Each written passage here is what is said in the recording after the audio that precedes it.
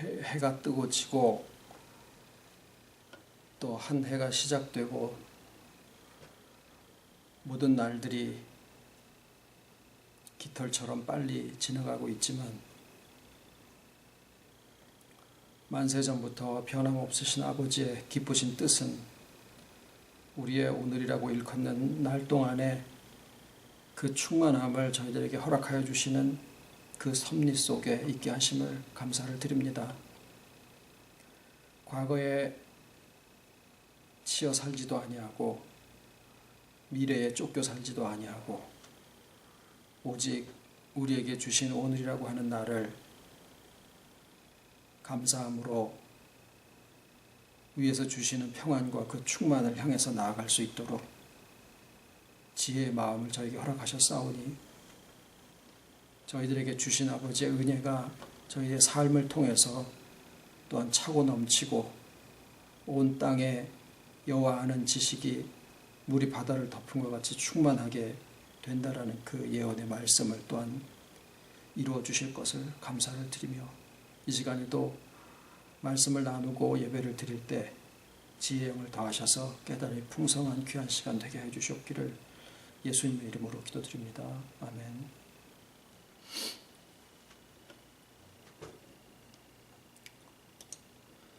오늘은 사도행전 7장 55절로 60절까지의 말씀입니다. 사도행전 7장 55절 스데반이 성령이 충만하여 하늘을 우러러 주목하여 하나님의 영광과 및 예수께서 하나님 우편에 서신 것을 보고 말하되 보라 하늘이 열리고 인자가 하나님 우편에 서신 것을 보노라 한데 저희가 큰 소리를 지르며 귀를 막고 일심으로 그에게 달려들어 성 밖으로 내치고 돌로 칠세 증인들이 옷을 벗어 사울이라 하는 청년의 발 앞에 두니라. 저희가 돌로 스데반을 치니 스데반이 부르짖어 가로되 주 예수여 내 영혼을 받으시옵소서 하고 무릎을 꿇고 크게 불러 가로되 주여 이 죄를 저들에게 돌리지 마옵소서 이 말을 하고 자니라.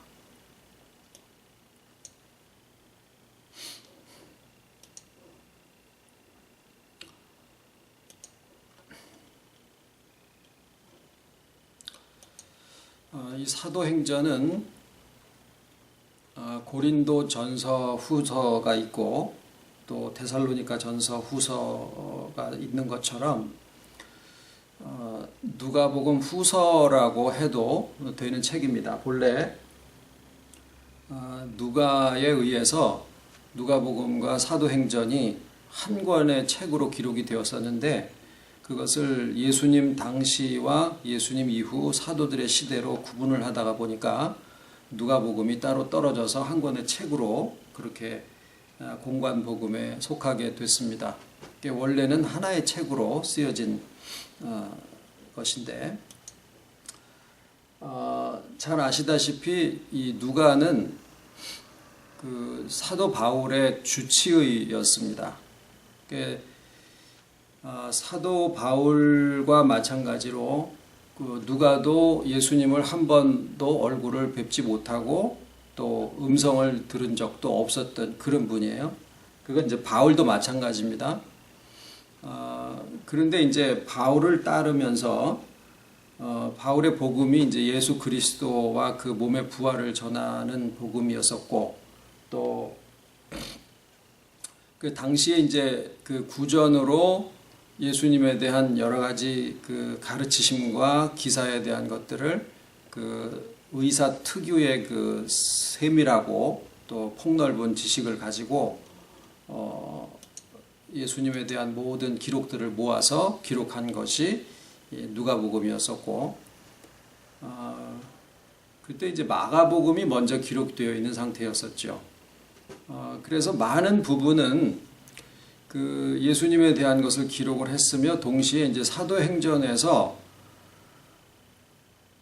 그 사도들의 시대를 기록을 하고 있는데 그 중에서 자기가 따르고 있었던 사도 바울을 이 사도행전에서 어떻게 등장을 하게 할 것이냐라고 하는 것은 그 사울의 그 바울의 그 사역의 정당성을 확보하는 면에 있어서 굉장히 중요한 부분이었었습니다. 그런데 이제 그 사울이 그러니까 바울이 등장하게 된 그 장면을 바로 오늘 우리가 같이 나누신 이 스데반의 순교 장면으로 선택을 한 거예요. 근데 그것은 물론 누가의 의도만으로 되어 있는 게 아니라 하나님의 섭리를 우리가 이제 같이 생각을 해보려고 하는 것이죠. 이제 이 글은 로마의 집정관이었던 이제 데오빌로라는 그 각하에게 보낸다. 이제 이런 편지글의 형식으로 이제 쓰여져 있었죠. 이제 초대교회의 사울의 이게 누가에게도 그렇지만은 초대교회에 있어서 사울의 그 사역의 중요성은 결코 무시될 수 없는, 그리고 사울의 사역을 제외해 놓고서는 초대교회를 논할 수 없는 그러한 아주 중요한 입장에 있었기 때문에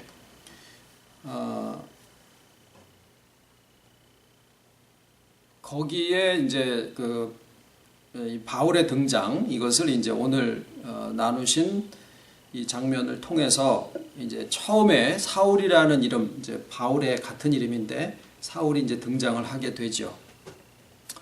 근데 이제 우리가 성경을 그 성령에 감동된, 성령에 영감된 자들의 그 인격을 통해서 기록되었다라고 하는 것을 이제 알고 또 믿습니다. 근데 이제 그것을 마치 꿈을 꾸듯이 또는 비몽사몽간에 뭐 이렇게 성령의 감동이 팍 되고 나니까 그냥 막 어떤 신비한 체험 속에 들어가 가지고 손이 막 움직여지고 마음이 움직여져서 그렇게 해서 성경을 기록한 것이 이것이 성경의 영감이냐? 그거 그렇지 않습니다. 그들도 맨정신이었었고 또 많은 기간 동안에 심사숙고하고 또 구약의 여러 가지 성경들과 비교하고 하면서 그래서 자신의 인격 속에서 자신의 깨달음 가운데서 성경을 기록한 것이지 무슨 하늘에서 오고 가다가 뭐 이렇게 툭 잡혀가지고 성경을 기록한 것을 놓고 영감되었다 이렇게 얘기하는 것이 아닙니다. 그런데 이 누가죠. 누가가 자기의 스승이었던 바울의 등장을 스데반의 순교 장면, 그러니까 거기에서 어떤 역할을 했었냐면은 스데반을 이제 사람들이 막 둘러싸가지고 돌로다가 쳐서 이제 죽이는 그런 순교였었잖아요. 근데 이제 거기에 리더였었던 거예요. 그래서 이 돌로 치는 그 행동대원들이 자기네들의 옷을 벗어가지고 다 개켜서 이 바울 앞에다가 놔두고 바울이 그것을 지키고 왜 전쟁 나면은 이게 부하 장병들은 나가서 막 싸우고 뒤에서 이제 지휘관들은 뒤에서 그 모든 상황을 이렇게 통제하고 그러듯이 바울이 이제 그런 입장에 있었습니다. 그러니까 스데반의 순교 장면에서 바울의 입장은 이게 굉장히 안 좋은 거거든요. 복음의 사역을 하는 면에 있어서 핍박하는 자의 우두머리였었다라고 하는 그런 입장을 드러내는 것인데 바울이 예수 믿는 사람들을 핍박하고 잡아서 능욕하고 결국은 이제 배도하게까지 그 무자비한 모습을 보여주고 있었는데 이 오늘 그 읽으신 이 스데반의 순교는 그 어떤 절정에 해당하는 그런 사건이었었습니다. 그래서 그 이후에도 사도행전 26장 같은 데 가서도 봐도 사울이 자기 자신을 고백하는 것과 같은 그런 대목에서 그 가장 자기를 이렇게 스스로 비판하는 것과 같은 그러한 대목이 바로 그 항목이 바로 이 스데반의 순교에서 자기가 가편 투표를 하고 거기에서 옷을 지키고 하는 그런 우두머리 자리에 있었다라고 하는 그런 내용에 해당하는 거죠. 그러니까 실제로 이제 그것을 두고 표현한 것을 보면 제가 잠깐 읽겠습니다. 26장에 나도 이게 바울이 하는 얘기예요. 나사렛 예수의 이름을 대적하여 범사에 행하여야 될 줄 스스로 생각하고 예루살렘에서 이런 일을 행하여 대제사장들에게서 권세를 얻어가지고 많은 성도를 옥에 가두며 또 죽일 때에 내가 가편 투표를 하였고 또 모든 회당에서 여러 번 형벌하여 강제로 모독하는 말을 하게 하고 저희를 대하여 심히 격분하여 외국 성에까지도 가서 핍박하였고 그 일로 대제사장들의 권세와 위임을 받고 다메섹으로 갔나이다. 이걸 보면 그 뭐 일제 시대 때나 이런데 그 했던 것처럼 예수님을 막 모독하게 한 거예요. 아마 당시의 상황으로 볼 때 성경에 기록되어 있는 바를 통해서 볼 때 아마도 예수님의 출생을 문제 삼아서 아비 없는 자식 또는 부정한 행실을 한 마리아에게선 낳은 사생아다 뭐 이런 식으로 예수님을 이렇게 막 그 모독하게 하는 발언을 하게 했거나 또는 이제 자기네들이 이해치 못하는 그러니까 예수님이 성전을 헐고 사흘 만에 다시 짓겠다 뭐 이런 얘기들에 대해서 뭐 시인을 하게 하거나 핍박하는 이제 그런 말들을 아마 했으리라고 생각을 합니다. 근데 이제 누가가 그 자기의 스승에 대한 이야기를 하면서도 그런 부분에 대한 것을 전혀 미화하거나 또는 삭감하지 않고 있는 그대로 소위 이제 그 이면 체면 다 깎이고 창피한 얘기 과거에 그런 이야기인데도 불구하고 그것을 적나라하게 다 얘기를 하고 있더라라는 사실이에요. 인간적으로 보면은 사관들이 옛날에 임금님에 대해서 그런 것들을 다 기록하기도 하고 그걸로 이제 막 목숨을 내놓을 정도로까지 그렇게 하기도 했습니다만은 어떤 면에서는 그런 모습하고도 조금 유사한 점이 있기는 해요. 그런데 이제 그러니까 누가가 바울을 기록할 때 바울이 사역이 굉장히 중요하고 바울의 역할을 이렇게 부각시키기 위해서 이제 등장 부분을 도입을 시키고 있는 장면인데 결국 누가의 의도는 바울을 드러내서 증거하고자 하는 게 아니다라고 하는 사실을 우리가 여기서 들여다볼 수 있는 거예요.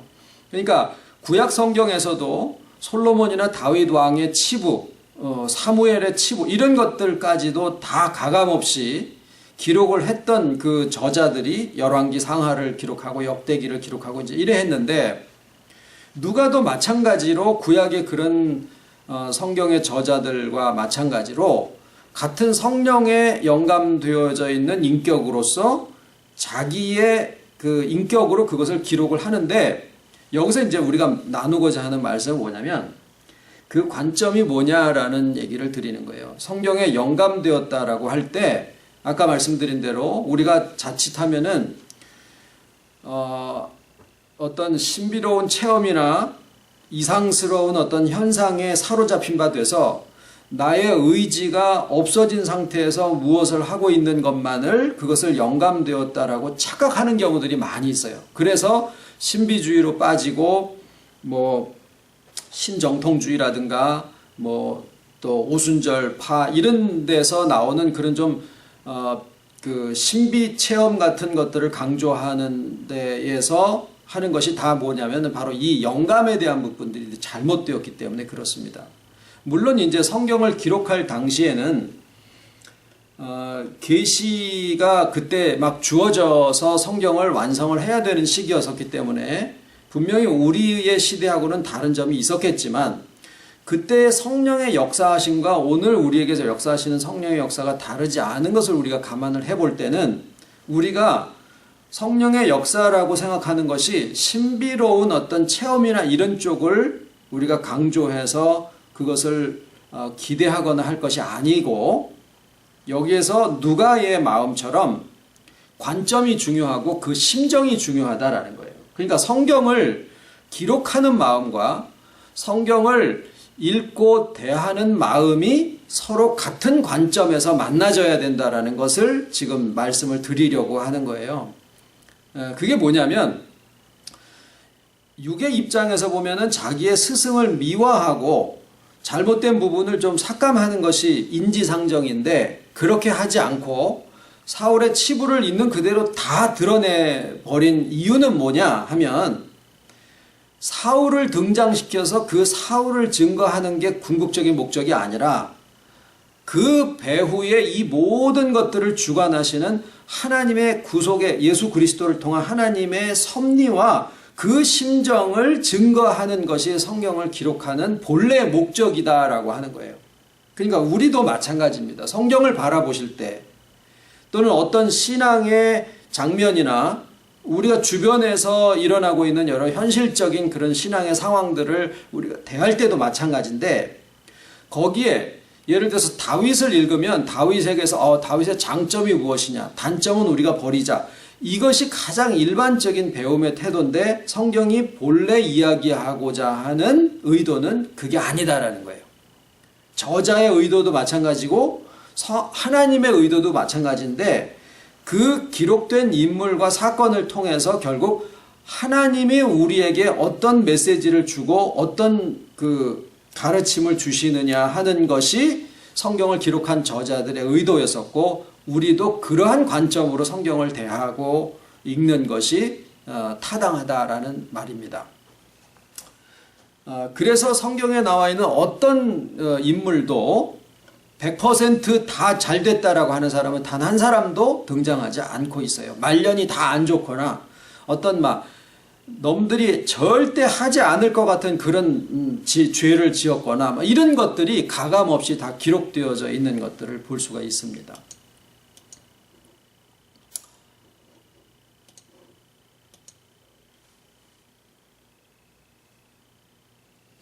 자, 그러면 왜 하필이면 스데반이었을까? 바울을 등장시키는 데 있어서 이 스데반의 역할이 무엇일까라고 하는 것을 저자의 의도로 한번 들여다볼 필요가 있다라는 겁니다. 우리는 스데반 그러면 초대교회의 7 집사 중에서 빌립과 니골라 이런 사람도 나와 있습니다만은 그 중에서 이제 스데반이 아주 어쩌면은 순교자로서 이제 가장 이렇게 부각이 많이 되어 있고 그러는데 의외로 스데반이 어떤 사람이었었고 또 그가 복음을 만났을 때 어떠한 성품의 변화를 겪었느냐 이런 부분에 대한 것들이 우리 개인적으로 볼 때는 참 본받을 만하고 그것을 배웠으면 좋겠는데 그런 부분에 대한 것은 전혀 언급이 되지 않고 있다는 사실에 주목을 해봐야 됩니다. 그러면 누가가 스데반을 여기에 기록한 이유가 무엇이냐? 스데반이 죽는 그 시점에 사울이라는 이름이 사도행전에서 처음 언급이 되고 있는데 물론 안 좋은 모습으로 그런데 그 스데반의 역할이 무엇이냐? 왜 하필이면은 사울이라는 사람이 그 이전에 다른 사람의 죽음에도 관여가 되어 있고 또는 여러 가지 다른 상황에서도 좋은 일로도 처음 등장을 멋지게 한번 해 보일 수도 있는데 그렇게 하지 않은 누가의 의도가 무엇이냐? 왜 스데반이 여기에 선택이 되었느냐? 그 역할이 지금 이제 우리가 좀 생각을 해보려고 하는 거예요. 스데반에 대해서 나와 있는 것은 그 죽음의 장면입니다. 그리고 그 전에 이제 그 성경 전체를 놓고 대제사장들 앞에서 변론을 벌이는 그 내용입니다. 그래서 이 부분은 사도행전에서 사울이 등장하게 되는 것과 더불어서 굉장히 중요한 하나의 전환점을 맞이하고 있는 장면이기 때문에 저희가 한 몇 시간에 걸쳐서 좀 이 부분에 대해서 자세하게 다각도로 좀 살펴볼 필요가 있습니다. 근데 이제 오늘은 다는 안 하고 스데반이 왜 등장을 했느냐라는 것인데요. 제일 클라이막스는 스데반이 죽는 장면이에요. 그 전에 많은 변론도 물론 중요하고 있지만 스데반이 죽는 장면을 잠깐 보면 오늘 읽으신 말씀인데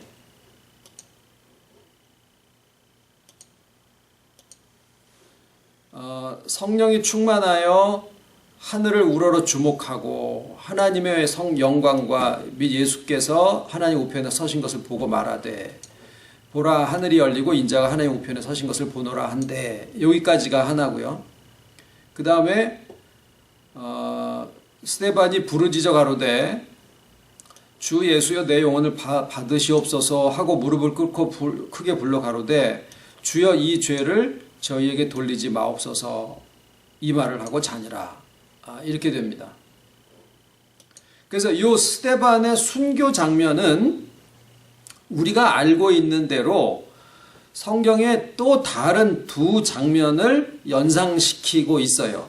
그 하나는 예수님의 죽으심이고, 다른 하나는 바로 사울이 자기 자신이 이 초대교회의 그 사역의 현장에 처음 뛰어들게 된 장면. 다시 말하면 다메섹으로 예수 믿는 사람들을 잡으러 가고 있는 그 길 위에서, 길에서 하늘에서 빛이 막 비치면서 거기서 어떤 사람은 우레가 울었다라고 하는데, 바울은 나사렛 예수로 스스로를 밝히신 그 예수님의 음성을 듣습니다.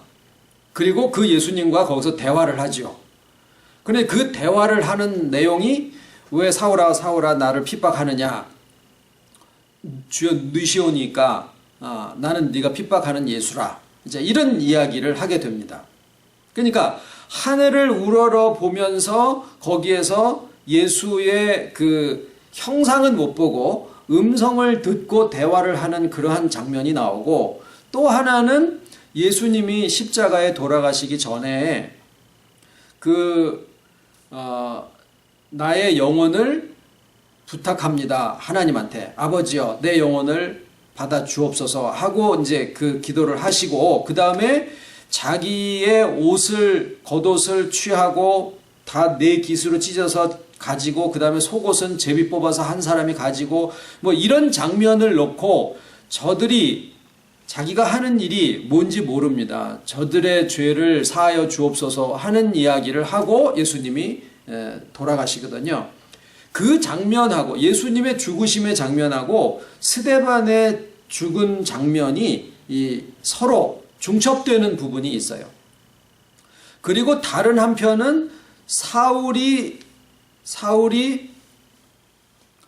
다메섹 도상에서 예수님을 만나서 거기에 대화를 하고 하늘을 우러러서 그 예수님을 만나는 그런 장면과, 여기 스데반이 죽을 때 하늘을 우러러 성령의 감동이 돼서 하나님 우편에 예수님이 서신 것을 보고 거기에 대해서 이 사람들한테 얘기하는 장면이 서로 같은 내용입니다. 그러니까 결국에 바울은 한 번도 예수님을 만난 적이 없지만,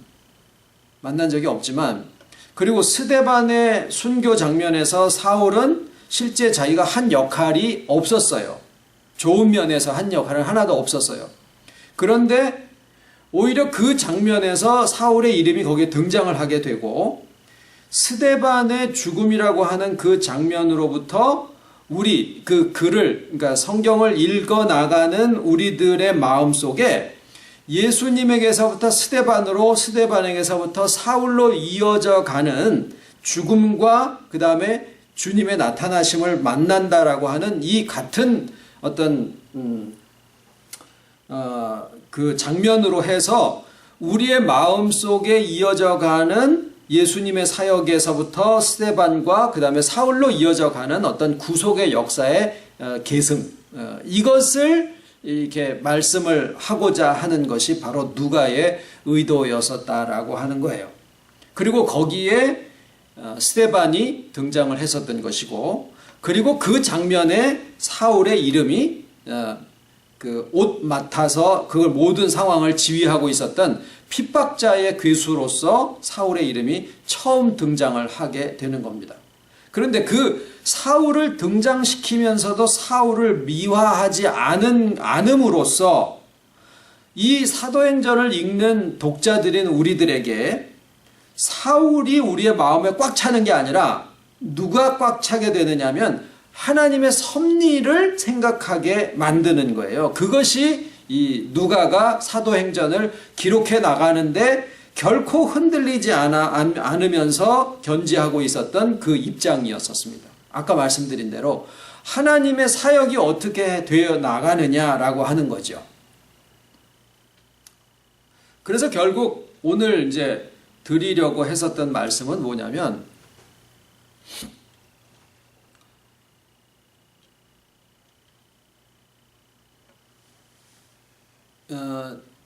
성령의 감동으로 이제 아까 그 스데반을 얘기를 할 때 그랬잖아요. 성령의 감동되어 하늘을 우러러 이래 말씀을 하고 계시는데 바로 그 장면을 기록하고 있었던 누가의 마음이 또한 성령에 감동되어졌었다라는 거예요.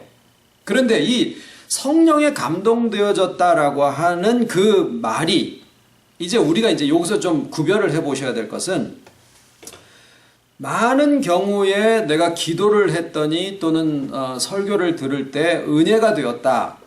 이 부분이 감정적인 면을 성령에 감동되었다라고 오해되어지고 있는 부분이 굉장히 많습니다. 그래서 아까 일부러 이게 어떤 신비로운 체험이나 또는 어떤 그 이상스러운 어떤 현상 이런 것을 얘기하는 게 아니고 그냥 좀 막말로 하면은 맨정신이다라는 거예요. 맨정신.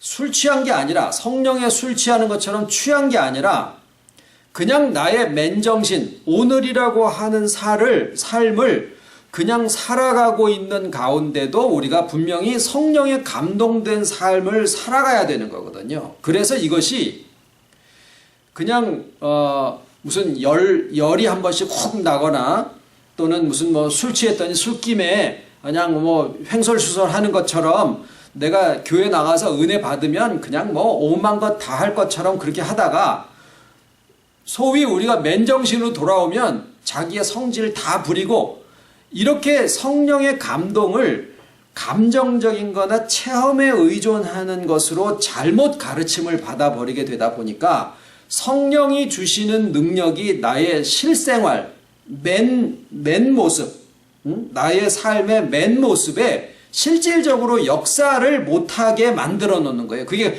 가르침이 잘못되어 있음이고 배움을 잘못 배웠기 때문에 그런 거예요.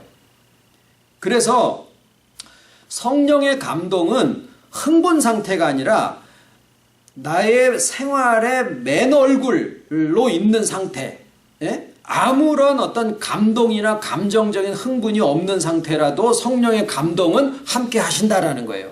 그때 남아있는 게 뭘까요? 가르침에, 바른 가르침에 의한 관점입니다. 관점. 그러니까 누가가 이 성경을 쭉 모을 때 말이죠. 예수님에 대한 기록과 이적과 기사와 가르침과 이런 것들을 구전으로 되어 있는 것을 다 모을 때 흥분해서 했을까요? 아닙니다. 맨정신에 한 거예요. 그런데 그것을 가지고 기록을 할 때 이분이 기도를 했더니 그냥 뭐 붓이 턱 잡혀져 가지고 뭐 촉촉촉촉촉 이렇게 써내려갔다? 아닙니다. 그렇게 되어졌을 리가 없는 거예요. 요한계시록도 마찬가지예요. 요한계시록도 주 70년경에까지 이 요한이 그것을 쭉 모으면서 스가랴든지 뭐 다니엘이든지 그 구약에 있는 많은 성경 구절과 비교하면서 성경 구절에 아주 달통했던 사람이에요. 요한이. 그 많은 성경 지식을 가지고 요한의 그 자기가 받은 계시를 수년 동안을 자기 속에서 또 새김질을 하고 또 생각을 하고 그렇게 해가지고 나온 하나의 성경 문학의 진수가 그게 요한계시록이에요. 그러니까 내가 오늘 나의 삶에 있어서 성령에 감동되었다. 교회 가서 오늘 목사님 말씀에 은혜 받아 기도했더니 눈물이 콸콸 쏟아나오고 이런 것들만 우리가 성령의 영감이냐? 아니다라는 겁니다. 그러면 거기에 남아있는 것이 뭐냐? 우리의 관점인데 성경을 보실 때나 내가 무엇을 어떤 것을 할 때 어떤 눈에 보여지기에는 누가 해야 되느냐면 내가 해야 되는 거거든요. 그런데 우리의 관점이 그냥 나에게 머물러 있을 때는 전부 다 지가 한 거예요. 이거 내가 한 건데요. 이거 내가 한 건데요. 이거 내가 한 건데요. 아니면은 어떤 사람에게 의존해가지고 누구의 말인데요. 누가 가르친 건데요. 누가 한 건데요. 사람의 권위에 빠져 있든지 아니면은 조직에 속해가지고 조직력으로 움직여지든지 그런 것들이 다 나쁘고 잘못됐다라는 게 아니라 우리의 관점이 과연 무엇을 보고 있어야 되느냐라는 얘기를 드리는 거예요. 악하다라고 하는 것은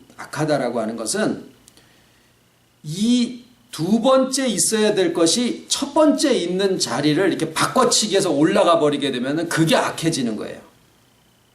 그 자리가 옮겨진 것을 얘기를 하죠.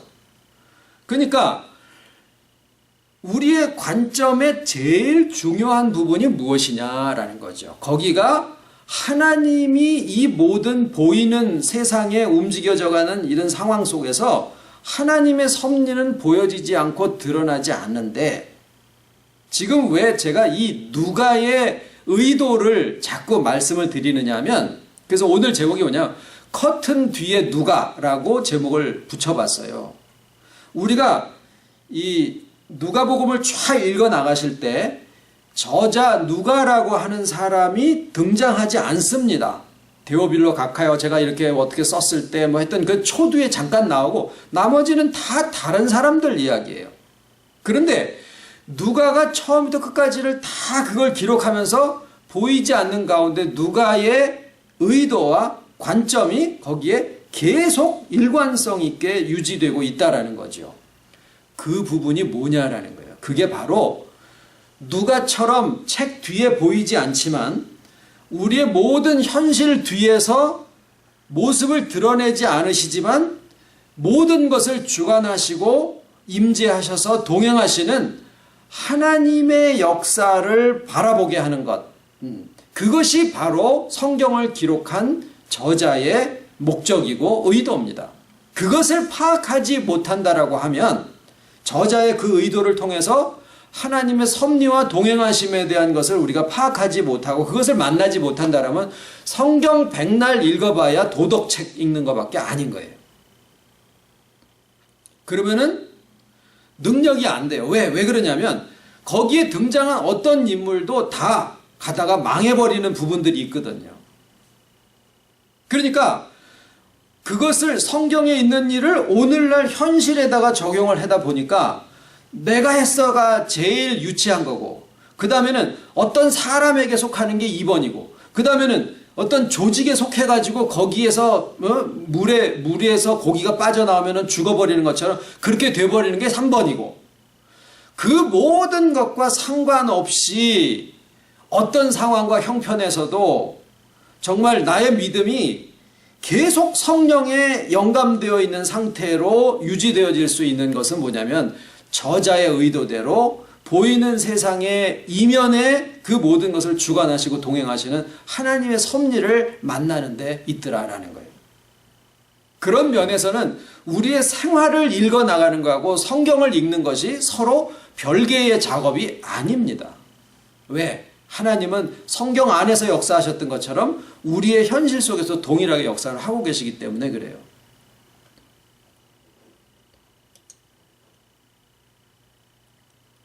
사람들은 흔히 열매를 먹고 기뻐하지요. 그런데 그 열매라고 하는 것은 씨를 뿌리는 수고와 여름에 땀 흘리는 것과 모든 병충해에 맞서서 그 나무들이 싸움을 하고 하는 그 결과로 가을에 달콤한 열매가 맺어진다라고 하는 것이 자연이 우리에게 말씀해 주고 계시는 자연 계시예요.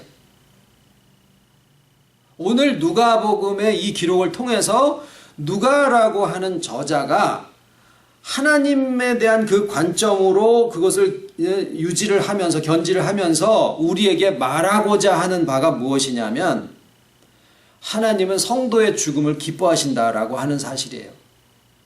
여기에 사울의 의도가 아니었습니다. 스데반의 의도는 더더욱 아니었습니다. 그런데 부각시키려고 했던 건 뭐냐면 스데반이 죽는 그 순교의 장면에서 초대교회에 제일 어떻게 보면은 중요한 역할을 했었다라고 할 수 있는 사울이 거기에 마치 그 장면에서 옛날에 뭐 뉴튼 누가 죽고 그 자리에서 누가 태어났다고 옛날에 선생할 때는 뭐 별거 다 잡스러운 걸 알고 있었는데 다 까먹었네요. 그것처럼 갈릴레오고 죽은 날 뉴턴이 태어났나? 하여튼 뭐 어쨌거나. 그러니까 이 스데반이 죽는 그 장면에서 사울이 등장하게 된 것은 사울의 의도도 아니고 스데반의 의도도 아니고 누구의 어떤 동의를 얻어서 된 것도 아닌데 뭐냐면은 거기에 하나님의 섭리가 그 뒤에 있더라라고 하는 것을 누가가 이야기를 하고 싶었던 거예요. 한번 생각해 보십시오. 사울이 스데반 죽을 때만 있었겠느냐 그 말이에요. 아니거든요. 다른 사람 죽을 때도 다 있었을 거라고요. 그런데 스데반을 통해서 그 이전에 말씀드린 대로 예수님의 죽음과 스데반의 죽음의 동질성. 그렇잖아요. 스데반이 자기가 죽는 그 순간에까지라도 저들에게 죄를 돌리지 마시옵소서. 그렇게 하고 죽을 수 있어도 그 마음은 예수님의 죽음 장면이랑 조금도 틀리지 않더라라는 거예요. 그러니까 예수님은 안 보이시지만은 스데반의 마음 속에서 그 심정으로 그대로 살아계시는 것을 우리가 볼 수 있거든요. 그런데 그 장면에서 사울이 등장을 하고 있어요. 그리고 스데반이 본 것처럼 사울도 예수님을 만났다. 결국에 뭐냐면 하나님의 사역은 결코 멈추지 않으신다라고 하는 것을 이야기를 하고 싶으셨던 거죠. 모든 그 복음은 하나님의 주권적인 은혜로 되었다라고 얘기를 하니까 이거는 뭐 그냥 거저 준 거네 이러는 것처럼 받아들여지는 경우가 많습니다. 그런데 모든 복음이 전달되는 과정은 씨가 죽고 또 씨가 죽는 것과 같은 그런 죽음의 제물이 들어간 자리에 마치 부활의 열매가 맺어지는 것처럼 복음이 전달되어진다라는 거예요.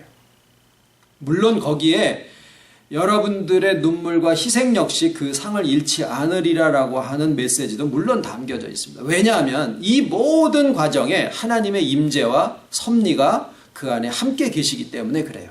물론 보이지 않으시는 가운데죠. 그래서 보이는 것으로 다가 아니라 보이는 것은 보이지 않는 것으로 말미암았음이니라 라고 하는 말씀은 우리가 그냥 살아가는데 보이지 않는 세계가 있지 이런 어떤 추상적인 개념이 아니라 나의 모든 삶에는 하나님의 의도가 그 안에 있으시고 주님의 심정으로 이것을 바라봐야 된다라고 하는 거죠. 이 두 가지를 가지고 있으면 그것이 바로 성령에 영감되어진 인격이다라는 거예요. 그게 누가가 가진 인격이었었고 다른 구약 성경을 기록했던 구약의 그 저자들이 가지고 있었던 인격이 바로 그겁니다. 그래서 이 성경을 기록할 때 성령의 감동으로 영감된 자들이 이것을 기록을 했다라고 이야기를 하는 것이 사실이다라는 것을 우리가 실생활에서 경험을 할 수 있다라는 거죠. 물론 이것이 오늘날 성경을 또다시 기록하기 위한 어떤 계시가 남아있다 이런 얘기를 하는 건 아니에요. 성경은 다 이미 완성된 채로 우리에게 주어졌습니다. 지금은 성령의 영감은 우리의 삶 속에서 하나님의 충만하심이 예수님이 하나님과 더불어서 충만함을 가지셨던 누리셨던 그 기쁨을 우리에게도 주어 우리도 우리 가운데 동행하시는 주님과 또 우리로서 같이 살아가는 그 생명의 공동체적인 그런 삶 속에서 이 충만한 기쁨이 누려지고 나누어지고 또 전파되어질 수 있도록 하시는 것이 오늘도 변치 아니하시는 성령의 역사다라는 말씀을 드렸습니다. 기도하겠습니다.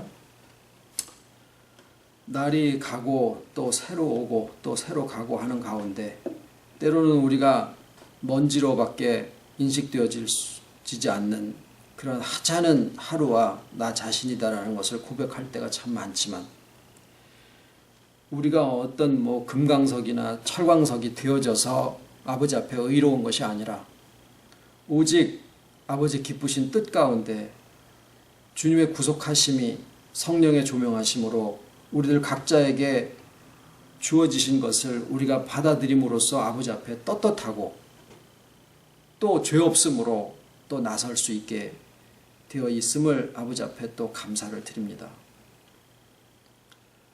정말 먼지 같은 우리 자신을 인정하더라도 오직 그 안에 아버지의 생명이 함께하고 계시기에 우리의 삶이 아름답고 이 세상에 하나님의 나라가 보이지 않게 또한 임재해 계시기에 이 세상이 아름다운 것을 말씀을 통해서 우리의 삶을 통해서 또한 경험을 하고 인식을 하고 가고 있사오니 주님의 충만한 기쁨이 저희들의 인격과 저희들의 관계를 통하여서 모든 만남을 통해서 점점 회복되어지고 충만해져 가며 그것이 차고 넘쳐서 우리의 온 삶을 통해서 우리의 만나는 모든 사람들에게 전파되어지고 정말 우리 아버지의 기쁘신 뜻이 여호와를 아는 지식이 온 땅에 충만해지기를 진정으로 소원을 드립니다. 사랑하시는 또한 가족들 오늘 기쁘게들 다 만나는 자리에 정말 은혜 충만하게 함께하여 주시옵시고 서로가 서로에게 함께 있는 것이 정말 기적이다라고 하는 것을 느낄 수 있는 또한 깨어있는 마음들 허락하여 주시옵기를 소원을 드리와 모든 말씀 예수님 이름으로 기도드립니다. 아멘.